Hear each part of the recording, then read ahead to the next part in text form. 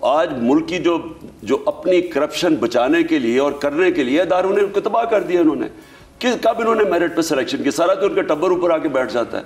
ताकत के साथ टकराएंगे या घेरा डाल लेंगे इस्लामाबाद को? वो ये रोक नहीं सकते इस बार। ये जो मेरा प्लान है ना, इसलिए मैं बता भी किसी नहीं पहुंच तो आप लोग पिछली दफा भी गए थे, नहीं वो, लेकिन फिर आप वापस चले गए थे। नहीं, ये जो प्लान है ये बिल्कुल मुख्तलिफ है। सर, आर्मी चीफ की तैनाती को लेकर पाकिस्तान की सियासत के अंदर भूचालों की एक तारीख है पूरी।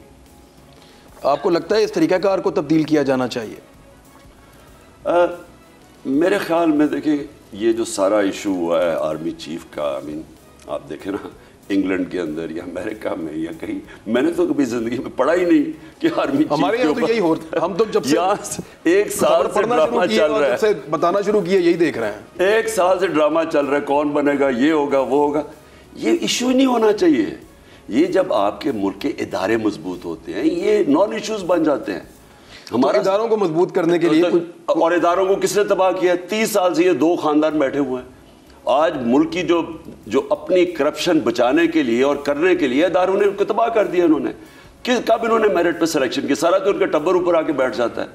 आप मुझे बताएं कि दार जैसा आदमी जो मफरूर मुल्क से, उसको बैठ के आगे आपने फाइनेंस मिनिस्टर बना, कौन सी मेरिट है यहाँ? ये तो उनका बैगेज में। इसका हुदायबा पेपर मिल में सिर्फ इसकी वो स्टेटमेंट पढ़ लें जो इसने मैजिस्ट्रेट के सामने लिखा हुआ है कि कैसे मैं इनके पैसे चोरी का, ये जो चोरी का पैसा था शरीफ खानदान का, मैं भिजवाता था लंदन, वो काजी फैमिली थी। बीबीसी की फिल्म बनी हुई है। इस आदमी जिसने माना हुआ कि मैं मनी लॉन्ड्रिंग करता था शरीफ खानदान की, इन्हें इनके सारे बाकायदा बैंक अकाउंट्स दिए हैं, उस आदमी को बैठा के फाइनेंस मिनिस्टर बना दिया। मेरिट कौन सी है यहाँ? इधर ड्रोन इकट्ठे हो रहे हैं, बहुत ताकत इकट्ठी हो रही है। ताकत के साथ टकराएंगे या घेरा डाल लेंगे इस्लामाबाद को? वो ये रोक नहीं सकते इस बार। ये जो मेरा प्लान है ना, इसलिए मैं बता भी किसी नहीं पहुंच तो आप लोग पिछली दफा भी गए थे, नहीं लेकिन फिर आप वापस चले गए थे। नहीं, ये जो प्लान है ये बिल्कुल मुख्तलिफ है। ये मैंने बड़ा सोचा है। 25 मई के बाद हमने देखा कि हमने किधर गलतियां की हैं, और हम इनका प्लान, हमें तो पता ही नहीं था कि जो इन्होंने जुल्म किया 25 मई को, हम तो सोच ही नहीं सकते थे कि किसी जमहूरियत में होगा। 3 तो लॉन्ग मार्चेस उन्होंने हमारे खिलाफ की थी। एक हम बताएं कि हमने किसी के ऊपर FIR काटी और टेयर गैस कुछ, हमने आने दिया इन सबको, कुछ किसी को नहीं रोका। तो हम भी यही समझ रहे थे। तो यहाँ तो ये तो सारे मुजरिम लोग हैं, ये तो माफियाज हैं। तो अब हम वही प्लानिंग करके आ रहे हैं जो कि ये अब नहीं रोक सकेंगे। पाकिस्तान डिफॉल्ट के किनारे पे है।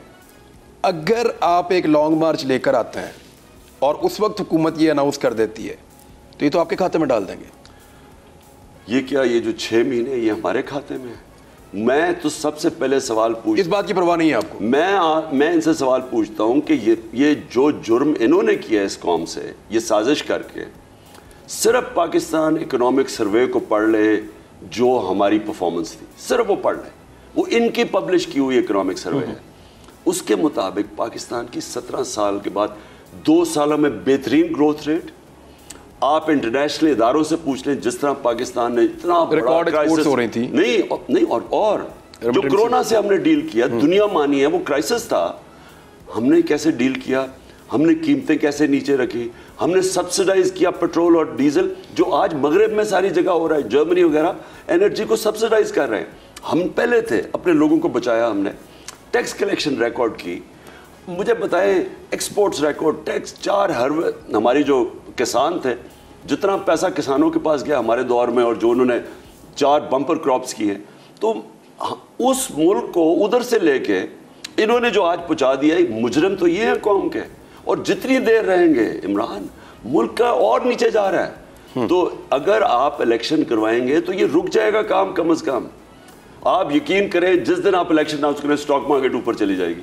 खान साहब, फाइनली जो बाइडन को पता नहीं ये हुकूमत कैसे जवाब देती है, कुछ टूटे फूटे जवाब तो आ रहे हैं, कुछ लोगों ने जवाब दे के डिलीट भी कर दिए ट्वीट अपने। तो मैं जानना चाहता हूं कि आप एक्चुअली जो बाइडन को क्या कहना चाहते हैं उनके स्टेटमेंट के बाद। आपने ट्वीट तो किया है, लेकिन सिंप्लीफाई कर देना। सीधी बात यह है कि मुझे बताएं, मैंने तो सीधी उसे सवाल पूछा है कि कितनी जंगें लड़ी हैं पाकिस्तान ने जब से हमारा न्यूक्लियर प्रोग्राम आया, हमने कितनी जंगें लड़ी हैं। और अमेरिका, मैं कहा आप बताएं आपने कितनी जंगों में हिस्सा लिया, आप भी न्यूक्लियर मुल्क है। यानी हमें ये कहना कि पाकिस्तान गैर जिम्मेदार है। और मैंने ये भी लिखा कि एज प्राइम मिनिस्टर मैंने पाकिस्तान का कमांड एंड कंट्रोल स्ट्रक्चर सारा मैंने विजिट किया हुआ न्यूक्लियर फैसिलिटीज़ को। मैं कहता हूँ कि दुनिया में बेहतरीन पाकिस्तान के कंट्रोल, सेफ्टी कंट्रोल्स हैं अल्हम्दुलिल्लाह। और हमें को तो यही मैं कहूँगा कि क्या वजह है कि वो कह रहा है कि जनाब हमारा न्यूक्लियर सेफ नहीं है और बाकी दुनिया का, हिंदुस्तान का सेफ है या इसराइल का सेफ है। हर चौथे दिन इंडिया में कहीं ना कहीं यूरेनियम मिल जाती है बाजार में बिकती हुई, और बाकायदा इसके ऊपर खबरें छपती हैं। नहीं, उसके अलावा इंडिया में जो इस वक्त हुकूमत है, ये तो एक एक्सट्रीमिस्ट हुकूमत है। ये जो बीजेपी की RSS हुकूमत है, इनकी तो एक एक्सट्रीम आइडियोलॉजी है, तो खतरा तो हमें होना चाहिए उनसे।